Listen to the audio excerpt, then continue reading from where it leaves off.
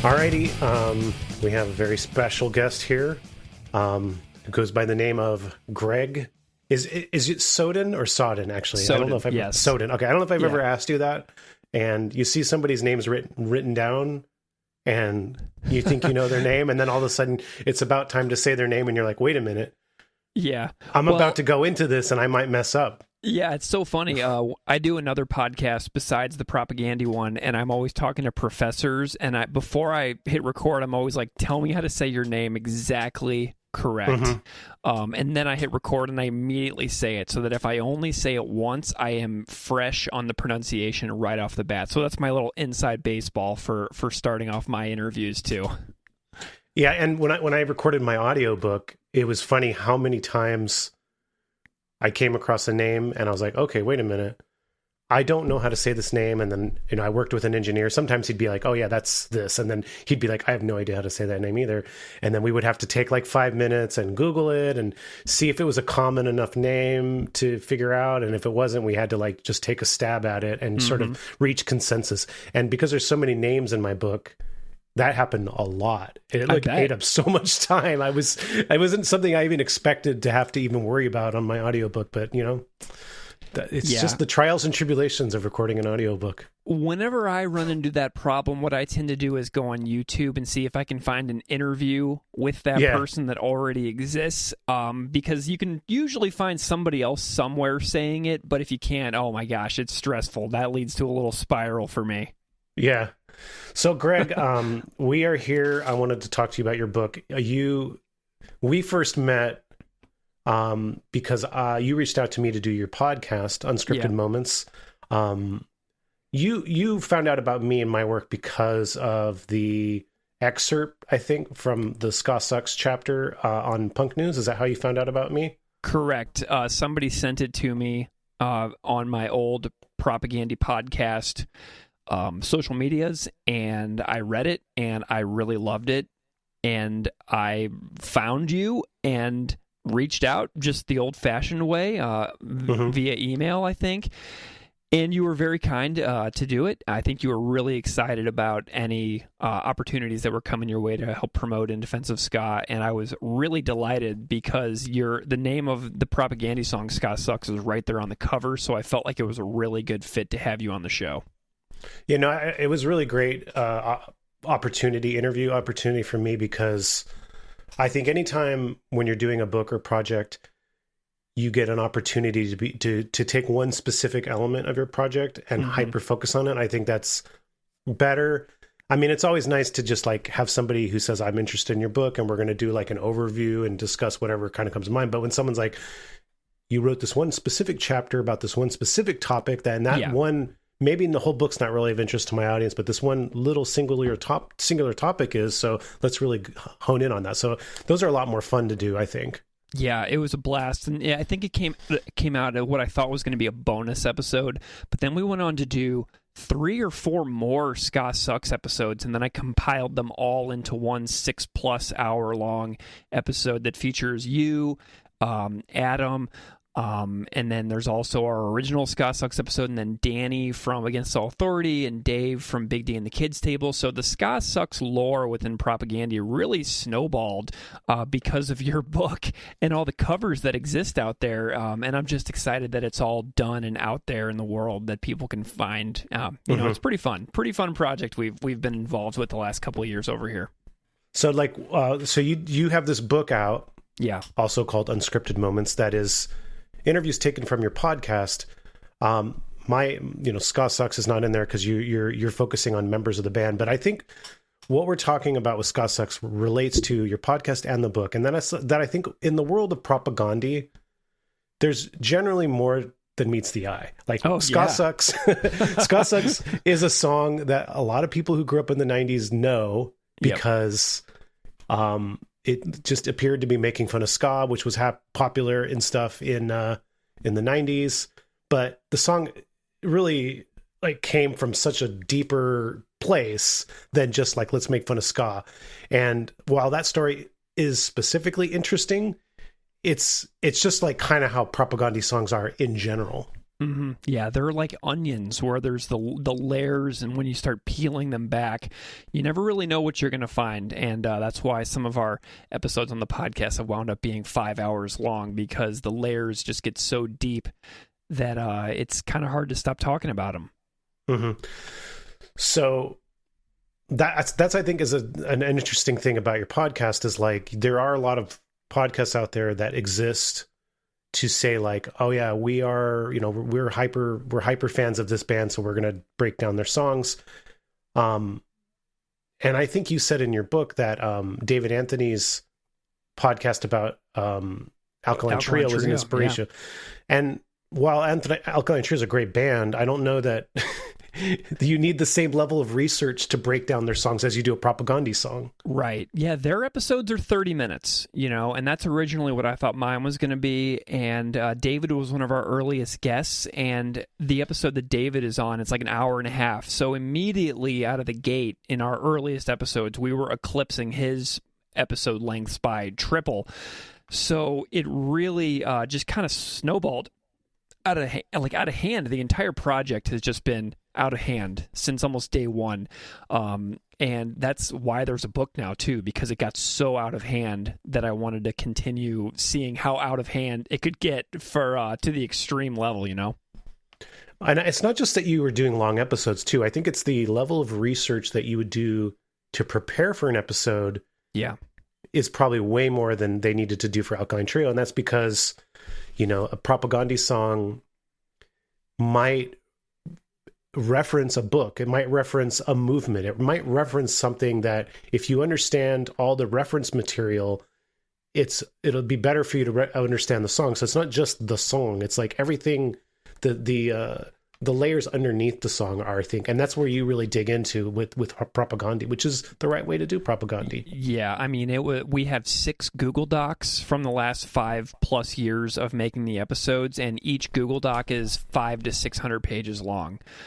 So we have thousands of pages of notes that we've compiled since spring of 2020 about every individual song that the band has put out, every single interview outline, every single source that we've ever found, every single piece of commentary, all of our notes, they're all in there, and it's hundreds upon hundreds of pages that maybe someday I'll just like put those links open up onto the world, but those are just pure craziness that is just my ranting and raving in a way that's really only decipherable to me and the other co-hosts of the show. But yeah, the book is like 300 something pages long, and the notes for the show are thousands of pages. Do you know, for the podcast, not the book, do you know for the podcast which episode you spent the most time researching to prepare for? The most reading the most books, doing the most pre-interviews, whatever it is you needed to do to be ready for the content of that episode.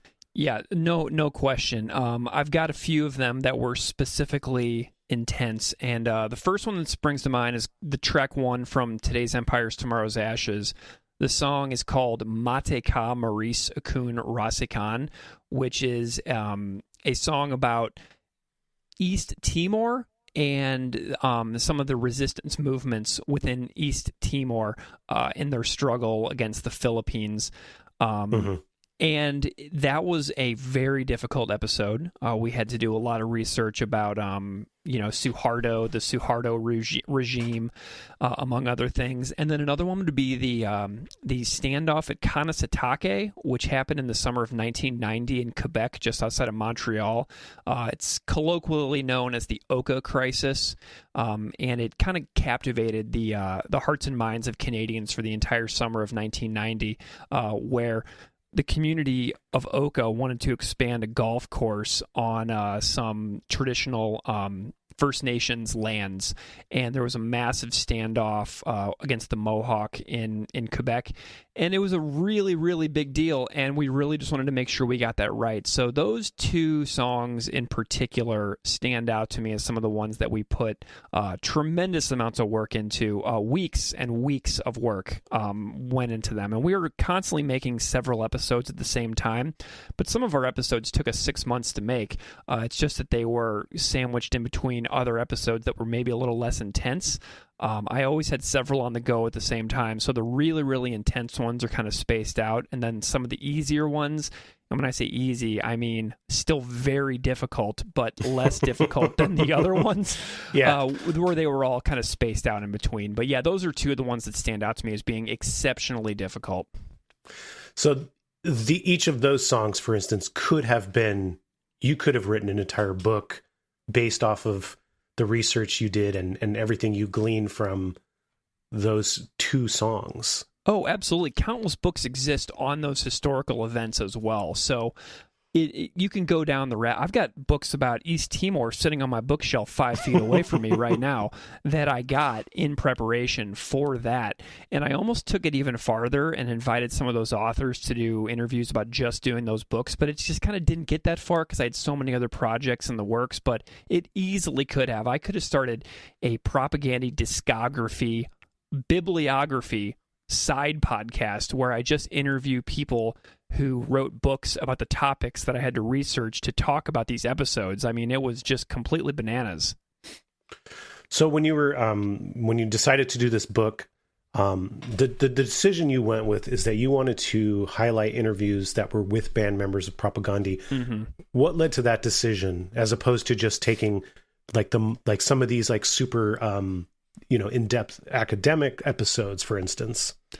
It's so wild that so many of the interviews in the book could be a part 2, basically. Maybe someday I'll do some kind of like thing where I pull my favorite interviews with like historians and scholars and authors who wrote a lot of the stuff, and we did interview many of them. That could be seriously a part 2. I don't foresee it being like a print physical book, like with a publisher, but it could be like an ebook or something like that you could get for your Kindle.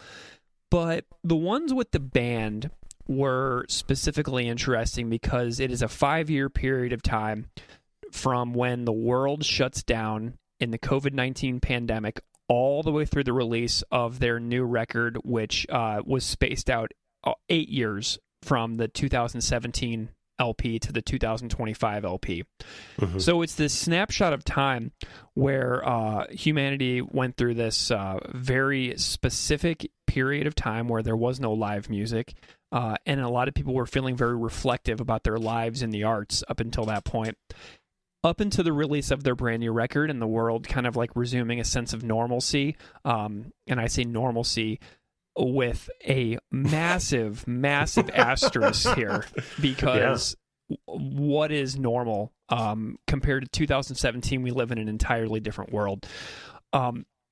So this collection, it just seemed to be so wide-ranging with past and present members of the band that it was like this standalone thing that I felt deserved to be commemorated in some way. Like people out there listening may know the collected interviews of Punk Planet, a book, I think it's called We Owe You Nothing by Dan Sinker. Mm-hmm. And that's an interviews collection as well. And it's Q&A style, and it's got photographs, and it's got introduction blurbs for every chapter. And I was thinking, man, I've got these 20 plus interviews with Propagandhi members. Wouldn't it be neat if it was available in a very limited form for whoever wants it to look just like this? And so We Owe You Nothing by Dan Sinker was 100% the model that I was shooting for. And, hearing John K. Sampson, who left the band 29 years ago, talk about his reflections on how to clean everything and less talk, more rock, and then also talk about what his music has been like these days, all in one conversation, was very special. And hearing Todd tell stories about joining, about his bands before Propagandhi, about Propagandhi's earliest tours and joining them, Very special. And then seeing the relationship in comments where Chris and Jord, who formed Propagandhi, see those conversations play off of each other throughout the several that I include with each of them, it just felt like it could be really special. And I really have put so much work into this podcast. I feel like I could have gotten 2 PhDs in the amount of time that I spent doing this podcast. And I wish that that was an exaggeration, but I went through 2 years of a PhD program about a decade ago, and I worked far harder on this podcast and book than I ever did in anything related to graduate school. So, I don't know. It's just like when you work on something so hard, you want it to be more than just a thing of digital files, that if I stop paying for the hosting website someday, it all disappears without a trace. Yeah. And I really just wanted to do something special, even if it's just one thing, and even if only 100 people ever got it, I just wanted it to exist in a physical form so that my kid, when I'm dead someday, she could pull it off of her bookshelf and be like, oh, this is what my dad was doing when he was at his computer for months. Here's a thing that he did, and I can hold it instead of just being like, oh, he did a podcast. You know what I mean? Like when you, like your podcast in Defense of Ska, hundreds of episodes, incredible output, insane amounts of work, but it's a lot of digital files. Tell me it's not different when you hold the first and second edition of your book. You know, there's no question how that compares, how that tactile and tangible thing feels compared to when you scroll through the Apple Podcasts selections, you know? Yeah, I mean you can have it on your bookshelf, but I mean you can't do that with a podcast. I know. Yet.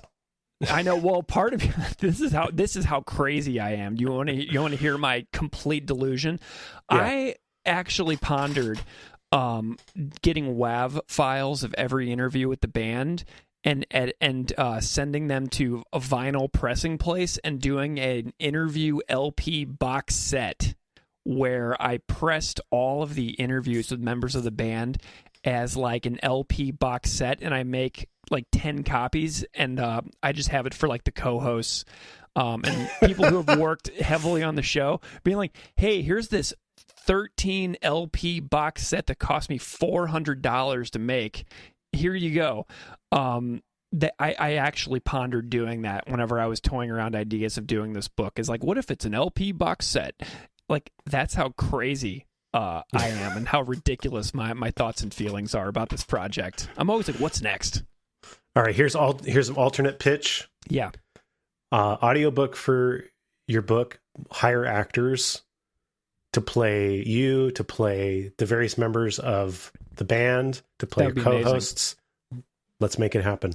I think that would be so amazing. I don't know how much the publisher would be interested in doing that, because I presume they own the rights. I mean, I presume if an audiobook could exist, it would be through them. So what if? But it could happen in theory. Well, I will say this, and we got to get back to like, this is just for you and I, even though I'm not going to edit this out. Yeah. I published my book with Clash, an independent book publisher, great people. Yeah. My contract stipulated that I own the rights to my audiobook. They were not involved at all with the audiobook. I made a whole separate contract with a different company to do the audiobook. So you might have a similar arrangement. So just look at your contract. Dude, that is so cool. So I bought a copy of your book on Audible. So when I did that, that was like an author-friendly deal for you because you own the rights to the audiobook. Well, yeah. I own 3 copies of your book, man. I own the audiobook, the first edition, and the second edition. So I am in Defense of Ska expert over here because I've consumed all 3 editions. PhD in Propagandhi, but you got an AA in Defense of Ska. Nice. Very good. Very good. Perfect. I love it. So, I'll check it out because you never know, You never know. Yeah.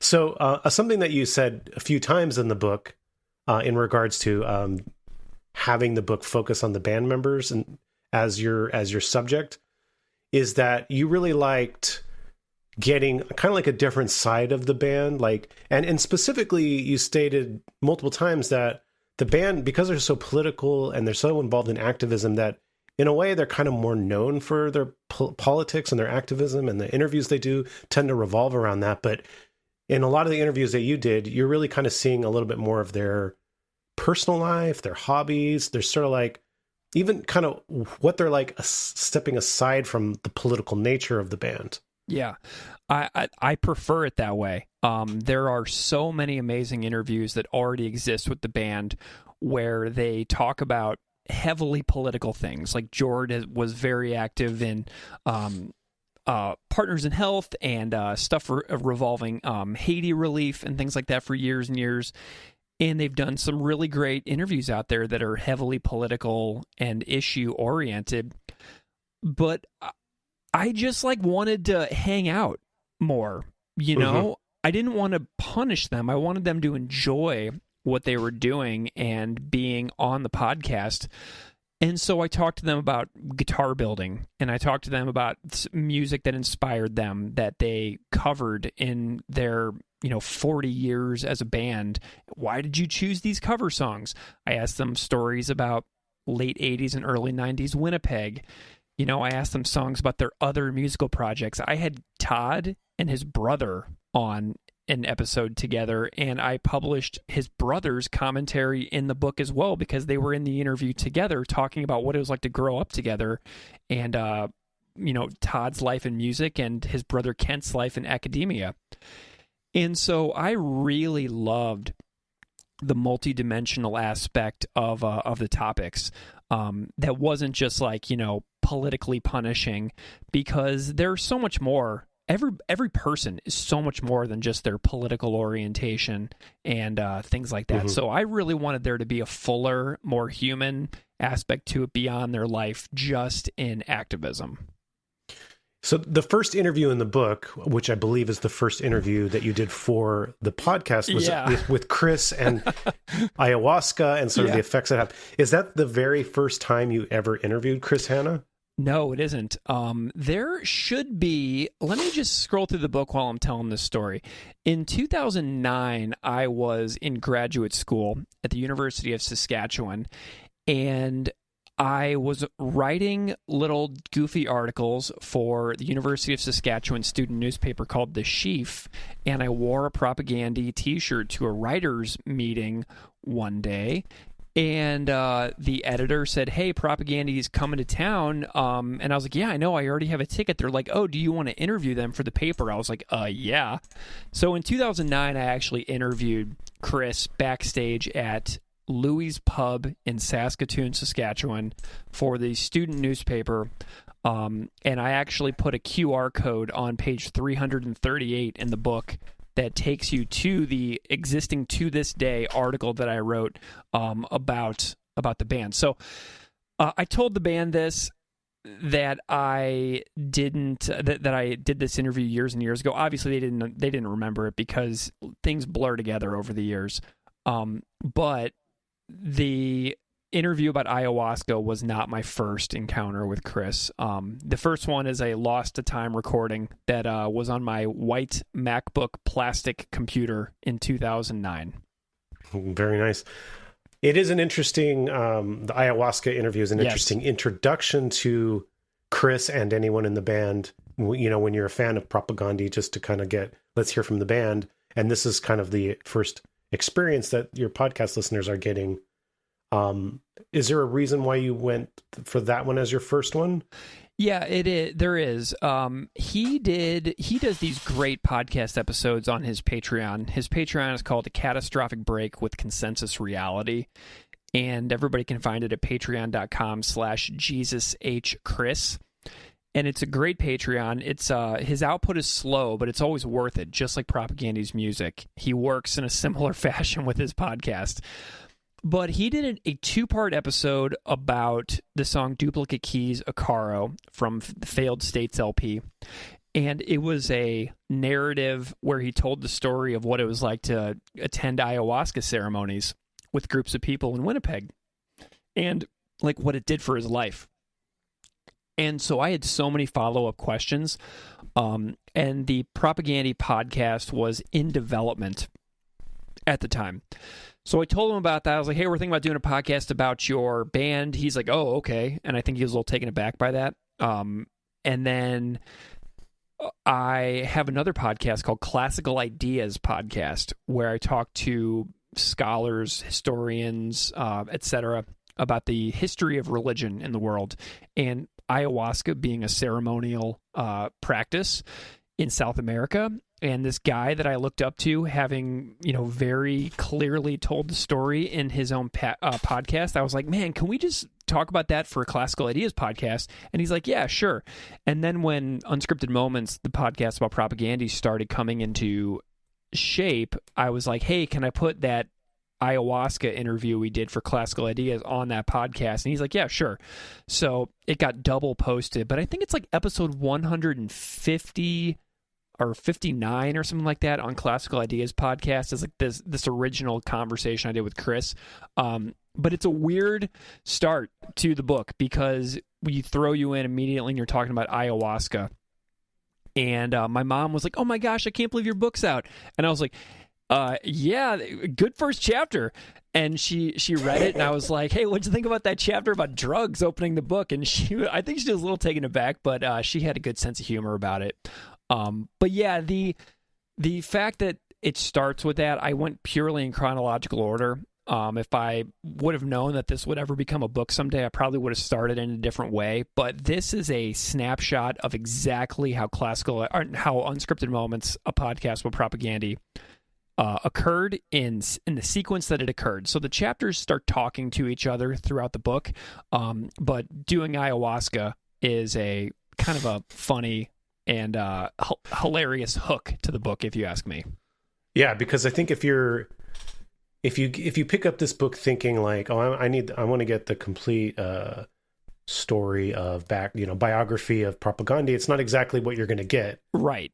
Yeah, it's not. And so some publishers who were interested in this project told me that they wanted me to do that, and I know my limitations and my capabilities, and I knew I was going to fail if I went that route. I knew it would never come out. My attention span is about 15 seconds. And I knew that it would never happen if I tried to do like the complete oral history Propagandhi, or a version like your book. I knew it would never, ever, ever see the light of day. But this version, I envisioned it from day one being this, and I found somebody that believed in this format, so that's why it is the way that it is. I want to talk about some of the songs that were covered in some of your personal kind of relationship with the songs and the conversations you had and how those affected you. One of them you talked about is Woe Is Me, and how you felt surprised during the interview of how you thought it was going to be kind of a more lighthearted conversation, but it ended up being one a little bit more emotionally impactful to you than you expected. Can you kind of talk on that a little bit? Absolutely. So Woe Is Me is a song that came out on a split 10-inch on Recess Records in 1994 between Propagandhi and I Spy. I Spy featured Todd Kowalski, who now is in Propagandhi.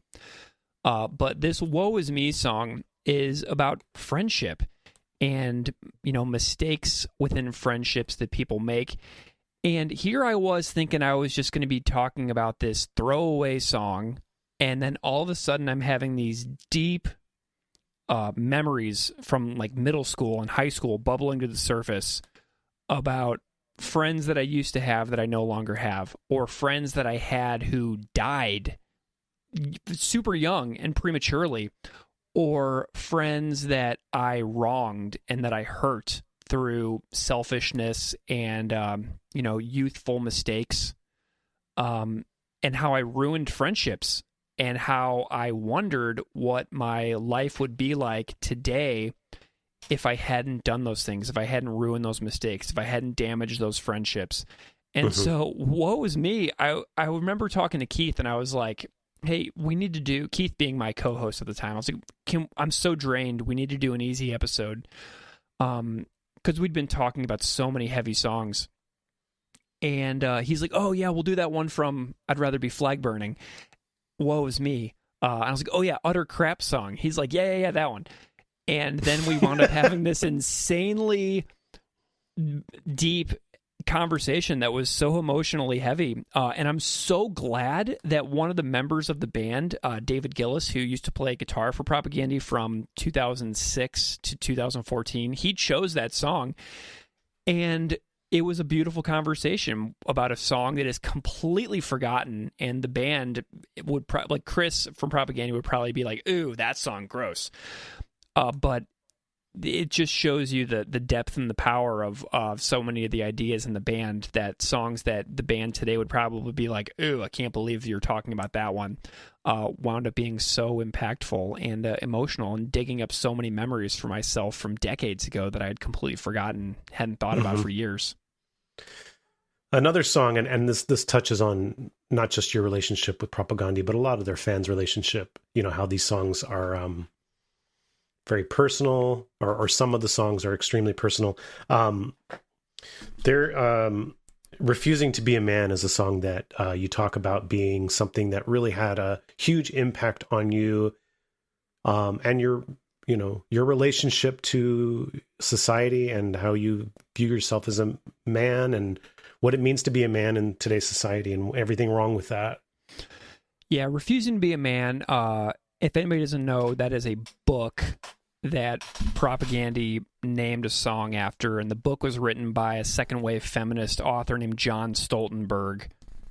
And it's a great book. It's a great read to this day. I found a copy. It's long out of print, and it's super expensive, but I managed to find a copy online in like half.com or something for something like $20 when I was making that episode, and I actually read it, and it's very, very powerful, talking about the ways that feminism, being a misogynist, and being not on board with feminism, and not on board with women's liberation, is harming men, and how it harms us from fulfilling our own potential in the world, because all we're doing is we're stifling the progress of half of society, because we refuse to see ways that we can improve our own relationships with the women in our lives.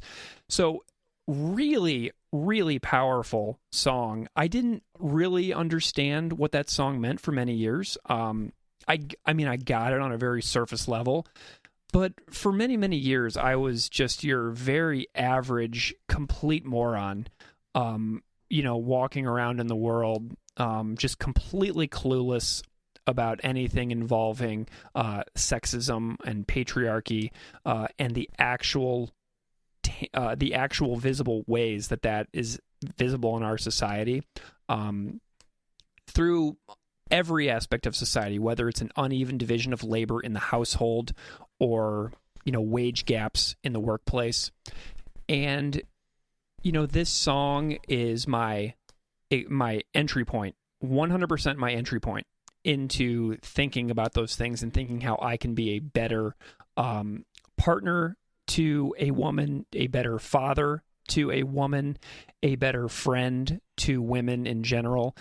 And it is 100% Propagandhi's doing that. They brought those ideas into my world. And if they hadn't ever named a book or a song called Refusing to Be a Man after that book, I never would have read the book, and it would have always just remained some kind of surface level thing. But I eventually tracked the book down, and I'm so glad that I did.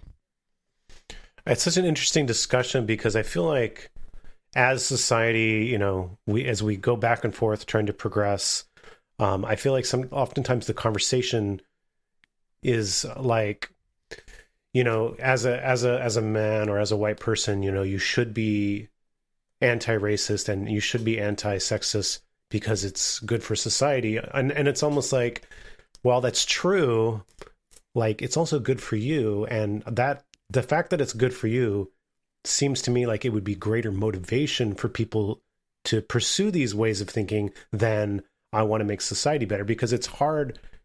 I mean, we're self-motivated, and if being anti-sexist makes you have a better experience as a man. If you, for instance, if you have to be a certain way as a man, then you limit your experience. You can't be emotional. You can't be vulnerable. I mean, you actually miss out on a lot of experiences in life.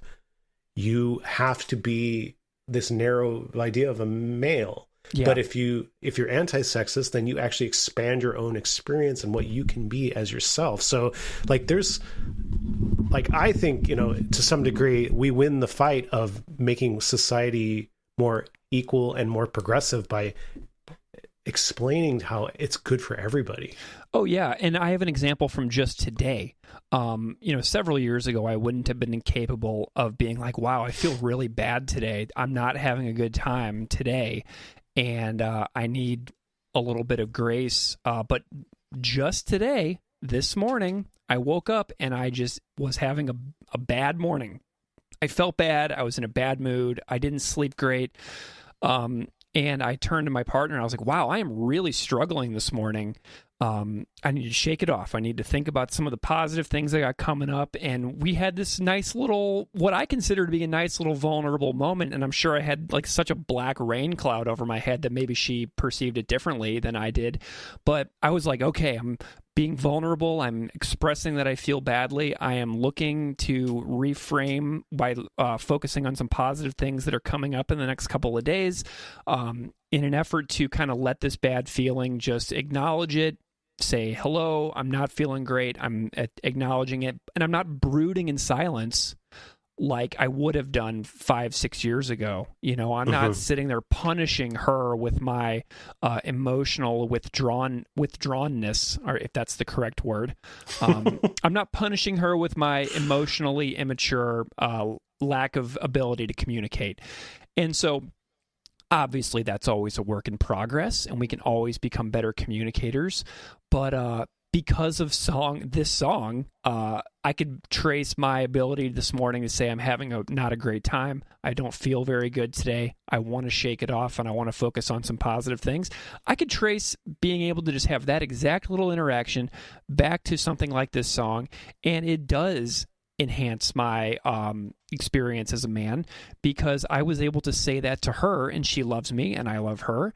And it was a really nice little moment being like, I can communicate. I have grown, and I can tie it back to this song. So that's kind of a cool, a little example just from today that I just experienced a few hours ago. Nice. Another song I want to talk about because of it ties to your own experience is "Fuck the Border." Yeah. You talk about your experience teaching in Mexico and your ideas about what immigration is and who immigrants are and how that really changed through going to Mexico. I'm not sure how the song tied in. You might want to comment on that as well. Yeah. So Fuck the Border from Today's Empires, Tomorrow's Ashes is a very interesting song because it talks about the experiences of migrant workers moving around wherever, right? It's a very great song, and it's a very catchy song. Everybody can chant "Fuck the border," and it's just like, it's super fun. It's a jam, man, and it goes hard live every time. And the song is just a staple in Propagandhi's catalog at this point. However, when I was growing up, I lived in St. Louis, Missouri, in the suburbs, in a 99.7% white community, 20 minutes outside of downtown St. Louis. I had cable TV in a lily white suburb, and I went to a high school that had, it was a suburban high school that was very well off. And I lived so far away from a border, right? When you're in Missouri, you're in the middle of the United States. There's no border for 1,000 miles in any direction, at least. And so I had no experience of what it was like to go in and out of other countries. When I was in 9th grade, I went to England on a trip, and I kind of got the bug, right? Being like, wow, what else is out there? I went on a school trip, one of those EF tours that kids do. I was so lucky to have a family that sent me there because it changed the trajectory of my entire life. And I was like, oh my God, I want to go as many places as possible now. And then when I was in college, I was studying to become a teacher, and everybody was trying to teach in either St. Louis, Kansas City, Columbia, or Springfield, or Joplin, one of the big metro centers of the state itself. And I went to this international teaching job fair in Iowa, where hundreds of principals from around the world come and recruit teachers to staff their bilingual English language schools.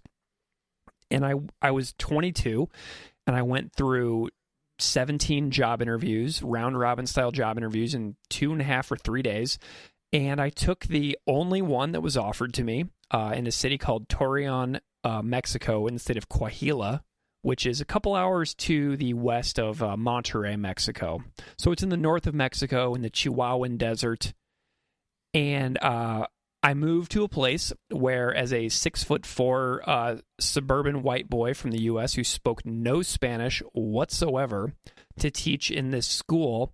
And the border agents at the airport were like, "Who are you? What's going on?" And I'm like, in my stupid moronic worldview, I answered them fully in English.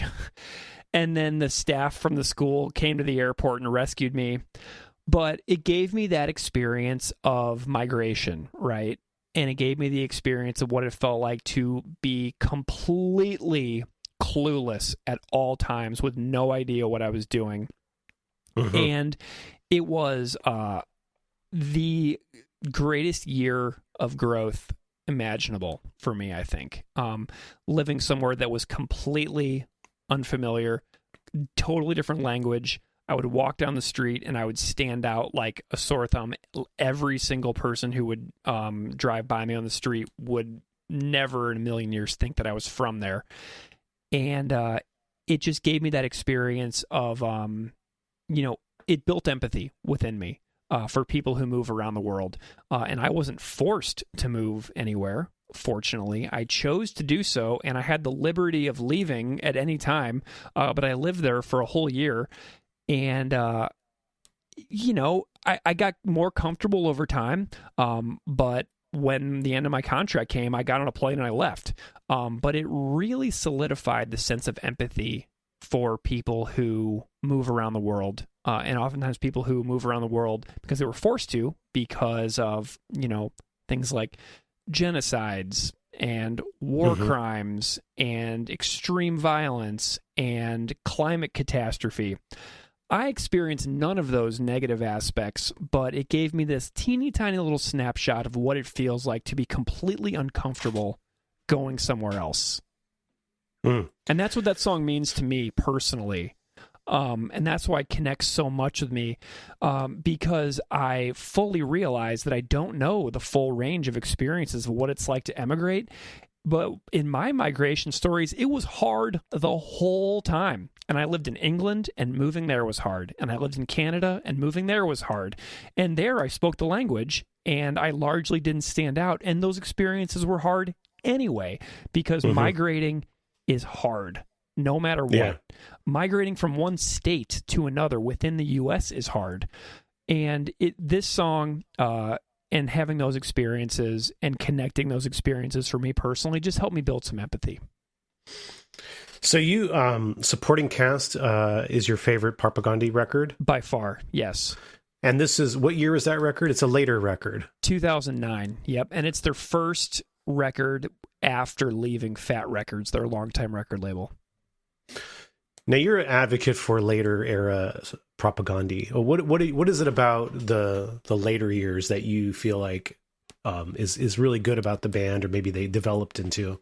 Well, the earlier stuff is obviously, I think, is great. I love How to Clean Everything. I love Let's Talk More Rock. But it's when they became a more metallic band on Today's Empires, Tomorrow's Ashes, their third LP. When that sound shifted from being more of the hooky punk rock into more of a metallic, thrashy feel that pushed the envelope regarding tempos and time signatures, when they had a member change from John K. Sampson to Todd Kowalski, I just am more oriented toward the heavier stuff, right? It's just kind of how I roll as a person. Like, I really love heavier music just in general. I listen to a lot of power metal in the car. I listen to a lot of like goth metal, like Unto Others and Typo Negative.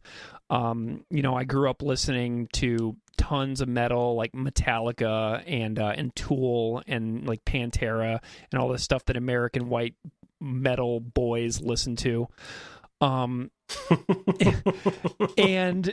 so that stuff, with that sensibility of the more complex riffs, the more little funky time signatures, that stuff, it really spoke to me. And then I thought that when Propagandhi added a fourth member via a second guitar, it added another layer of dimension. And Supporting Cast is their first LP with 2 guitars, and it just feels so atmospheric to have that extra oomph within it. And then I also think that Supporting Cast is just their pound for pound, their best batch of songs on one LP.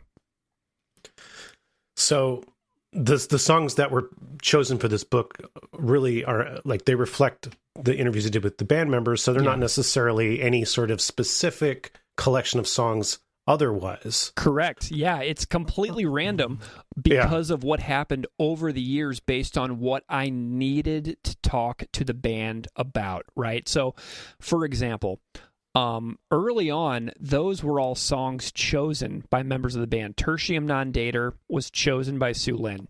The Only Good Fascist was chosen by Sue Lin. Cut into the Earth was chosen by Dave. Dark Matters was chosen by Todd's brother, Kent. Woe Is Me was chosen by David. Purina Hall of Fame was chosen by Sue Lin. So you go through the first half of the book, and you'll see that there's like one individual song that was really latched onto. And then as the book goes on, it kind of branches out a little bit, right? Like, I have a really long interview with Chris where we talk about his record that he did for his Patreon, where he just did reimagined Propagandhi songs with local Winnipeg musicians. And also a batch of covers. Like, he covered Iron Maiden, he covered Voivod, he covered SNFU. So it branches out. And then we talked about writing and touring. And then John Sampson and I had a very it's just called A Conversation with John Sampson, because we talked about a lot of stuff. So the earlier part of the book really follows the podcast format. And then as the book goes on, you see the podcast branch out a little bit, where, I'm talking to Chris about 9 songs in one interview. I'm talking to Jord about 3 cover songs in one interview. I'm talking to David for an hour about what it's like to build guitars and teach yourself how to build guitars in your basement workshop. So the first half of the book really reflects the purpose of the podcast, where they came on to talk about a song. The second half of the book really kind of branches out to talk about a more wide variety of topics in the chapters. So, just a side question then. Do you have a song? You already communicated your favorite Propagandhi album by far. Do you have a favorite Propagandhi song that stands above the rest, or is the most meaningful to you? Yeah, well, Supporting Cast, the title track on Supporting Cast, is my favorite Chris Hanna song on any Propagandhi LP. So track 2 on that record, I would classify as my favorite Propagandhi song ever. And my favorite Todd Kowalski song is called Cut Into the Earth. It's from 2005's Potemkin City Limits LP. And that is also reflected in the book in chapter 4. But I don't talk to Todd about it. I talk to David Gillis, their second guitar player, about that song. So with this band, with having multiple songwriters, I almost feel like it's unfair to say that my favorite Propagandhi song is with this one thing, when you have multiple songwriters who have such different sensibilities. And then, if we're really going to the full extent of Propagandhi songwriters, I will say that my favorite John Sampson song is Gifts from Less Talk More Rock. So those are my 3 favorite Propagandhi songs by 3 different singers that have been in the band. Is there anything about any of those songs that that go beyond just the sound of the song? Is there any like personal connection to either any of those 3 songs that make them stand so high above for you, or is it just that they sound good? It's just the ones that make the, I think that make the hair on my arms stand up the most. Those are ones that like supporting cast. My favorite. This is going to sound so ridiculous, but my favorite moment in the entire Propagandhi discography is at 1 minute and 48 seconds into the song Supporting Cast, where Chris whispers, yes, and then they go back into this riff that is so perfect and fast and heavy, and just, it's got this unbelievable riff, and I've heard it 1,000 times, and it's my favorite moment in it. My favorite 5 seconds in their entire catalog is on that song. So these three selections, and then I think the Cut Into the Earth is their most impressively performed song. The lyrics are very mysterious in Cut Into the Earth, and I talked about that a lot in the episode that we made about that song. It's a lot of it is about migration, like I talked about on the Fuck the Border question you asked me a little bit ago. Cut Into the Earth is about something similar, and so that's why I connect so deeply to that song. And I think that the intro, where it's in these really, it's very jazzy, it's very odd time signatures, it's so unbelievably musically impressive, that's why that one stands out to me. So yeah, it's a mixture of just totally like shallow level stuff, being like, whoa, I love when he's like, yes, and then they riff really hard and they go super fast. And so but yeah, those are my three favorites. Yeah. And it's kind of a mixture between the music and the words, but I think the Gifts is the best John Samson song in Propagandhi's early years too. So those are my three choices. I wanted to make a side comment too. You brought up Chris's Patreon several times. I keep meaning to comment on this. Sure. You directed me to Chris's Patreon because one of his first episodes, I think it was episode 2, right? Where it was technically about Haile Selassie up your ass. Yep. But he talks about Ska Sucks too, because there's a kind of a connection with those two songs, where these are both songs that are on that record, How to Clean Everything, and he kind of has mixed feelings about the legacies of these songs and some of like where it was coming from at the time, and they overlap a little bit. So you directed me to this. I signed up to the Patreon, and this gave me a lot of backstory and deeper information for Ska Sucks that I was able to use for the second edition of my book that I didn't have for the first edition, because I was never able to interview Chris, and I had to kind of piecemeal like information and stuff. And while I did try to get him to interview with me, he didn't. However, he did give me authorization to use anything I wanted from that specific Patreon episode. So I was able to quote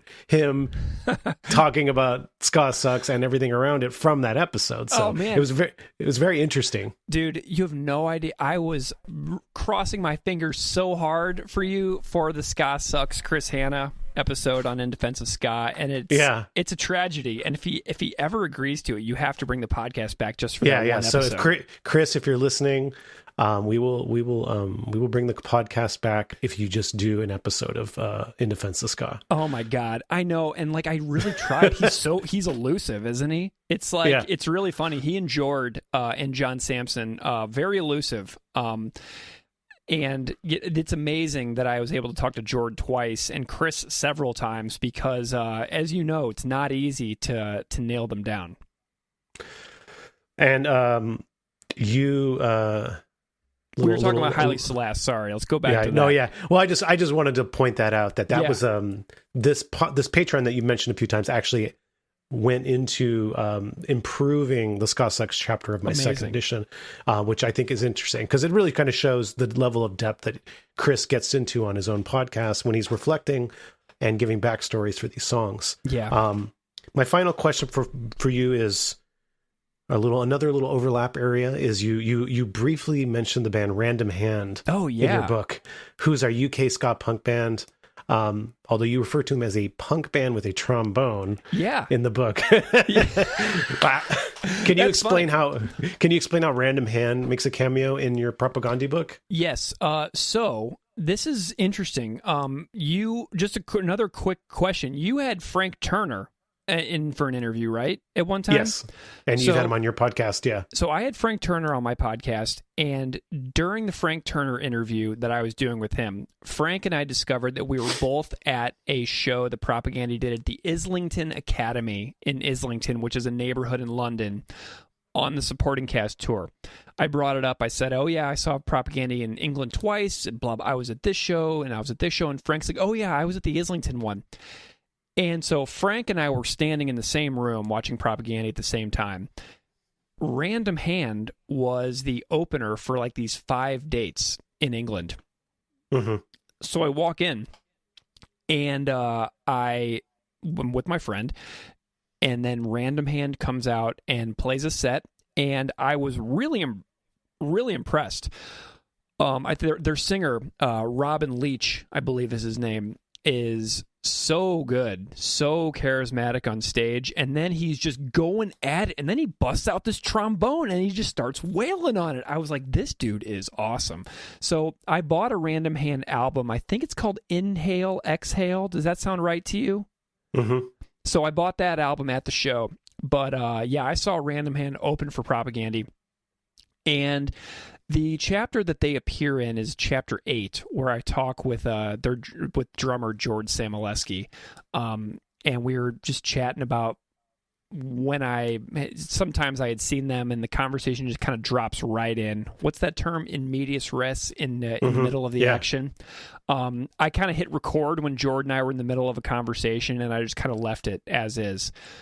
So Random Hand just appears right off the bat in that interview, which I thought was really funny, because that was the only time I've ever seen them. I haven't kept up with them a ton. I think they're still a band. They are, yeah.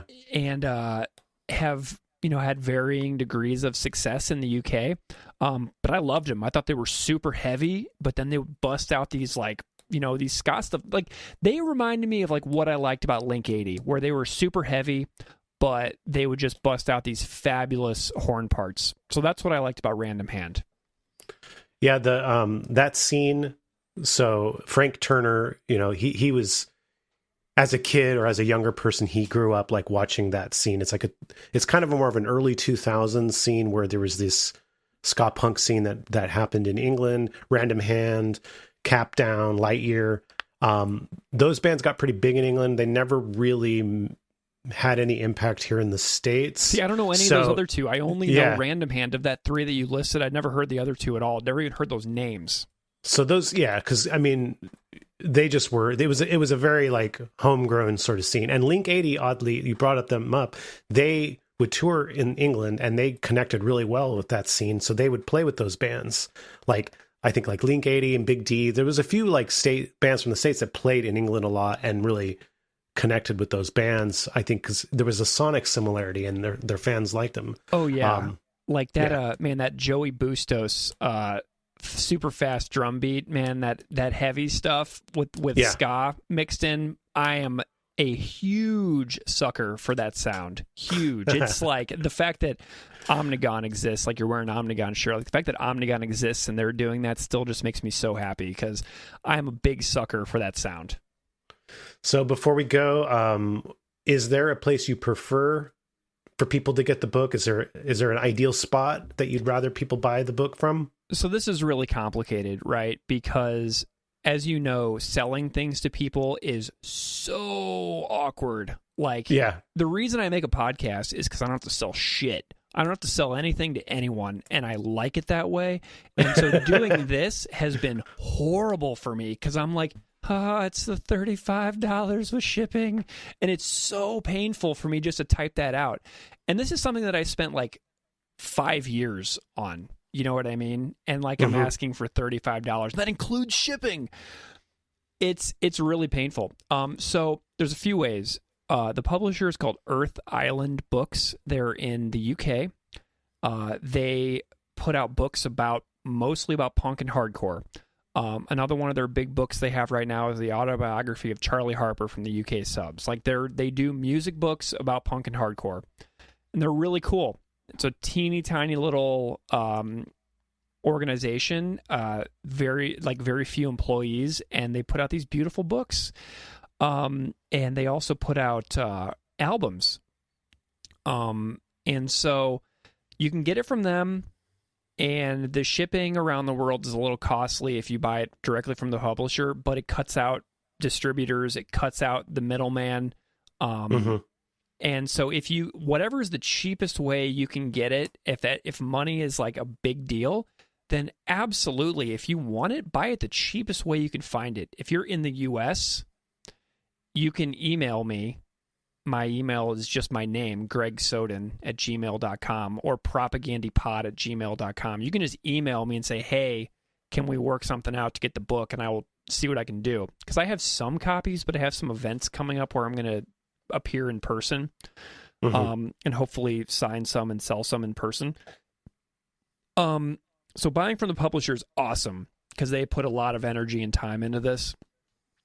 But I realize that the shipping from England can be difficult, especially now that there is all these tariffs. And it's on Amazon. It's on Barnes & Noble's website. If you're around the world, it's got an ISBN number, like it's a real book. You can order it. If you're in Canada, you can order it through McNally Robinson. If you are, if you need to brainstorm ways to get it, please just email me, because I reply to everybody, and I have been selling them directly to people with Venmo and PayPal, and just packing them up myself, and like signing them and writing notes inside the cover to people who want to buy one directly from me. So there are ways to do it, and if you want one, let me know. I also am working on having a stash of them in Canada that we can mail within Canada from my co-host's house, because he lives in Ontario. So we're working on having some better options available for inside Canada, but as well. But those are just a couple of ways you can do it for the moment.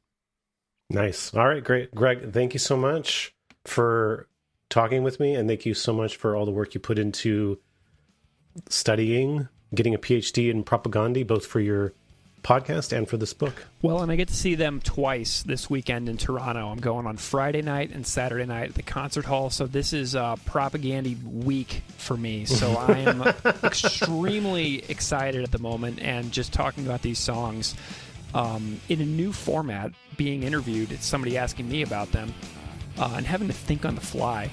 This has excited me again for this upcoming weekend. So I appreciate your time, Aaron, and thanks for the invite.